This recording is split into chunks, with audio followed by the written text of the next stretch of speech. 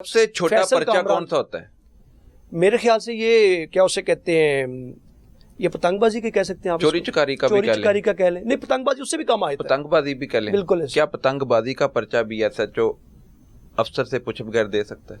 देखिए, ये तो सर्कमस्टांसिस हैं, दे तो हो सकता है, प्रैक्टिस क्या चल रही है वो बताएं। प्रैक्टिस तो यही चल रही है कि एवरीथिंग हैज टू इन्फॉर्म। आपने हर चीज इन्फॉर्म करनी है अपने इमीडिएट बॉस को, अपने एसपी, डिवीजनल एसपी को, एसएसपी को, डीआईजी ऑप्स को। ऑपरेशंस की बात, एसएचओ से उनके इख्तियारात ही छीने हुए हैं। देखे हमाद उसमें अफसरान खुद मेरे ख्याल से थानेदार बनना चाहते हैं। It's been almost a decade that I am working as a journalist in Lahore.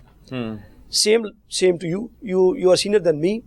सो हम लोग देखते हैं कि कोई भी चीज़ों की कोई चीज़ चलती थी ना, कुछ बड़े सारे ऐसे इंसिडेंट होते हैं लाहौर में, तो हम फौरी तौर पे डिवीजनल एसपी से बात करते थे। Division SP is not available, then we can speak to SSP. उसके बाद अगर वो बात नहीं कर पा रहे तो हम डीआई से बात कर लेते थे। डीआई साहब नहीं अवेलेबल तो सीसीपीओ से बात हो जाती थी। सीसीपीओ साहब अगर अवेलेबल थे तो आईजी साहब से बात हो जाती थी, over the phone, over the WhatsApp, over the text we can have their stands. ठीक है, लेकिन अब जो इस वक्त जो करंट सिनेरियो है, जो करंट सर्कमस्टांसिस हैं, according to this particular circumstances whatever जो भी इस वक्त जा रहे हैं, उसमें कोई बंदा मौक़िफ़ देने को राजी नहीं है। अगर कोई यहाँ पे इस स्टोरी पे आपने जो जिन पे झूठा पर्चा हुआ उनसे बात की जी, उन्होंने तरदीद कर दी कि ये हम इस तरह गाड़ी नहीं चला रहे थे, या कोई उन्होंने पुलिस के दिए पर्चे को झूठा करार दे दिया। लेकिन आप क्या समझते हैं कि पुलिस से जब आपने मौक़िफ़ लिया तो उन्होंने कोई आपको बताया या उन्होंने इनकारी कर दी कि हम इस पर बात ही नहीं करना चाहते? अभी तक पुलिस का मौक़िफ़ सामने नहीं आया। आपने राब्ता करने की कोशिश की? नहीं, हमने राब्ता, क्योंकि डीआई साहब जो है वो जवाब नहीं दे रहे इस वक्त। व्हाट्सएप पे राब्ता हो सकता है, किसी से टेक्स्ट ही किया जा सकता है, लेकिन इस केस के हवाले से हमने कोई अभी तक मैंने राब्ता नहीं किया उनसे। ठीक है, तो एसएचओ से किया बात? एसएचओ से भी नहीं हमारी बात हो सकी, नहीं हुई। फोन पे बात करने की कोशिश की? नहीं, बात करने की कोशिश इस स्टोरी पे बात नहीं हो सकी अभी तो आपने सिर्फ जो पर्चे में नामजद है उनसे बात करने की कोशिश की और कामयाब भी हो गए? यस, कामयाब भी हो गए। उसमें हमने फिर जो इंक्वायरी इस वक्त सीसीपीओ ऑफिस में लाहौर में लगी हुई है, हमने अपने वहाँ पे ज़राए इस्तेमाल किए और उनसे जो बात करने की कोशिश की, उन्होंने बताया भी कि क्या चल रहा है इस वक्त। और वहाँ पर पुलिस अफसरान को क्यों नहीं इन्वॉल्व किया, क्यों नहीं फ़ोन किया? क्या लगता है कि वो आपको इस बात स्टोरी पे बात नहीं करना चाहेंगे, या आपने मुनासिब नहीं समझा कि आप उनसे बात करें? क्या आप अपनी स्टोरी पे पक्के हैं? स्टोरी तो है ही पक्की इस वक्त, नंबर वन। नंबर दो, अगर आप उनसे कोई भी क्वेश्चंस करेंगे ना, स्पेशली कोई ऐसी खबर जो कि महकमे के खिलाफ जाएगी, तो वो इसका माइंड करेंगे, वो इस पर मौक़िफ़ देना पसंद ही नहीं करेंगे। सिंपल सी बात है, आपको सारा पता है, आप इस बात को समझते हैं कि इस वक्त क्या चल रहा है। बिल्कुल ठीक है। तो अब ये लड़ाई कैसे ख़त्म होगी? पर्चा तो ख़त्म हो गया, क्या लड़ाई भी ख़त्म हो गई? देखिए, अभी तो इंक्वायरी चल रही है। जो असिस्टेंट डायरेक्टर एनसीसी आई हैं आसिफ इकबाल, उन्होंने जो दरख्वास्त दी है सीसीपी ऑफिस लाहौर में, उन्होंने अपने नाम से दी है? उन्होंने अपने नाम से दी। हैदर कामरान का नहीं, उन्होंने अपने नाम से दी है। और उन्होंने, अगर आप वो एप्लीकेशन पढ़ें तो उसमें उन्होंने अपना सारा उसमें बताया कि जो इमरान अफरीदी हैं एसएचओ गुलबर्ग, उन्होंने अपने इख्तियारात का नजायज़ फ़ायदा उठा के उन पर मुकदमा दर्ज किया, उन्हें ह्यूमिलिएट किया। तो उस पर इंक्वायरी अभी चल रही है। अच्छा, मेरी जो आपकी हैदर कामरान से बात हुई है, इस मुकदमे में मैंने आसिफ जो इकबाल है असिस्टेंट डायरेक्टर, उनसे मौक़िफ़ लेने की कोशिश की तो उन्होंने बताया कि मैं इस केस को परसू करूँगा और झूठा पर्चा दिया गया है, और कहते हैं कि मुझे 3 घंटे थाने वालों ने 10:40 से 1:40 तक जो है वो इस दौरान मुझे हफ्ते बेजा में रखा है। वो कहते हैं मैं इनके जाऊंगा हफ्ते बेजा की जो है एप्लीकेशन देने के बाद मुकदमे के हवाले से भी कोशिश करूंगा कार्रवाई के हो जाए। आपको लगता है कि पुलिस के खिलाफ पुलिस अफसरान मुकदमा दर्ज कर लेंगे?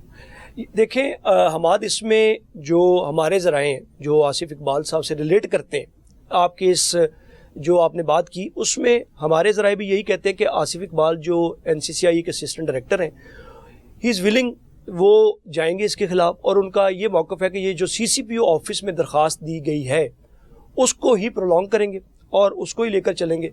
उसमें डिसीजन आने के बाद वो एसएचओ इमरान अफरीदी के ख़िलाफ़ कानूनी कार्रवाई चाहते हैं, और वो चाहते हैं कि जो हफ्से बेजा में रखने के मकसद 342 है, तो उसके अकॉर्डिंगली एफआईआर हो, और जो उनके साथ एक गैर अखलाकी और तहजीब से अगेंस्ट जो एक रवैया अख्तियार किया गया है और उनके दोस्तों पे, क्योंकि उन्हें दुख है कि वो उनके बचपन के दोस्त हैं और उनके ऊपर जो पर्चा तो हो गया, लेकिन उनके दोस्तों के साथ भी जो एक जो ह्यूमिलिएशन जो की गई उस पर उनका पूरा स्टैंड है कि वो इसके ख़िलाफ़ जो है वो इनको कार्रवाई भी करवाएंगे और हो सके तो वो फर्दर स्टेप भी लेंगे। अच्छा, इसमें कितनी सदाकत है, हकीकत है या फसाना? खुद भी सोशल मीडिया पर लोग अपनी राय कायम कर लेते हैं कि ये फ़लाँ बंदे ने इनको फ़ोन भी किया और लड़ाई तूल पकड़ गई। एक सीनियर सियासी शख्सियत जो आजकल बहुत ज़ेरे बहस है, उन्होंने डीआईजी ऑपरेशन को कॉल भी की और उन्होंने कहा कि आप मुदाखलत क्यों करते हैं मेरे मामलात में, पीसीबी के इलेक्शन भी हो रहे हैं। और उनको बताए बगैर उनके एक डिपार्टमेंट एनसीसीआईए के वफाकी इदारा है ना, तो उनके अंडर ही है, तो उनके एक असिस्टेंट डायरेक्टर पर पर्चा भी दे दिया लाहौर पुलिस। और ये आप क्या समझते हैं? देखिए, वफाकी वज़ीर दाखिला मोहसिन नकवी साहब जो है वो उनका जो कारकर्दगी है, उनका जो काम है, किसी से ढका छुपा नहीं है। When he was CM, care taker CM, उन्होंने बड़ा काम किया पंजाब में। अब वो नेशनली और इंटरनेशनली बहुत काम कर रहे हैं। पीसीबी, क्योंकि वो चेयरमैन थे पहले भी, जो केयर टेकर थे जब सीएम, उसमें भी उनके पास पीसीबी का चेयरमैन थे और अभी भी उनके पास वो डेजिग्नेशन है। जब उन्हें ये सारी कहानी का पता चला और उसके बाद हमारे ज़राए ये कहते हैं उसकी जो कि उन्होंने डीआईजी ऑप्स लाहौर से बात की और उन्होंने कहा कि जो ये मामला आप करते फिर रहे हैं ये ठीक नहीं है। अब इसमें बात ऊपर नीचे हो सकती है, ये मैंने कल भी अपने व्लॉग में कहा, अभी भी कि एग्जैक्ट वर्ड जो हैं वो, लेकिन उनका मीनिंग यही है कि जो आपने मामला कर रहे हैं ये ठीक नहीं है। अब किसको कहा उन्होंने? DIG ops, Faisal Kamran. Yes. और दूसरी बात, और उस पर कोई रद्द अमल नहीं दिया उन्होंने? देखिए, ये तो अभी सामने कुछ नहीं आया उसमें, अभी तक उसमें चीज़ें सामने नहीं आई। ये भी ज़राए की खबर है कि उन्होंने डीआईजी साहब से बात की। क्या बात की वो हमने आपको जो एक उसका मफहूम है थोड़ा सा तो बता दिया उसमें। अब सवाल ये पैदा होता है कि अगर डीआईजी साहब बिल्कुल उन्हें नहीं पता इस सारे मामले का और इमरान आफरीदी ने ये सारा मामला किया, सीसीओ साहब के ऑफिस में इंक्वायरी चल रही है, तो उसमें मुझे पूरी उम्मीद है कि डीआईजी ऑप्स जो फैसल कामरान हैं वो इस पे ज़रूर मेरिट पे फैसला करेंगे। और जो अगर एसएचओ गुलबर्ग इमरान आफरीदी ने सारी एक्सरसाइज की हुई एज़ पर द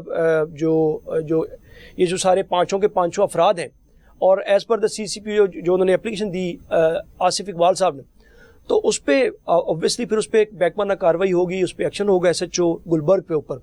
हमने अक्सर देखा है कि कसूरवार कोई और होता है लेकिन सजा छोटे अफसर को दे दी जाती है। क्या आपको लगता है कि इस केस में भी हम एसएचओ को कसूरवार पाता हुआ देखेंगे और जिस अफसर के कहने पे ये सारी एक्सरसाइज हुई? बड़ा अच्छा सवाल कर दिया, मैंने आपका सवाल दरमियान में काट दिया, क्योंकि मैं इस सवाल के जवाब में मुझे एक्साइटेड हो गया।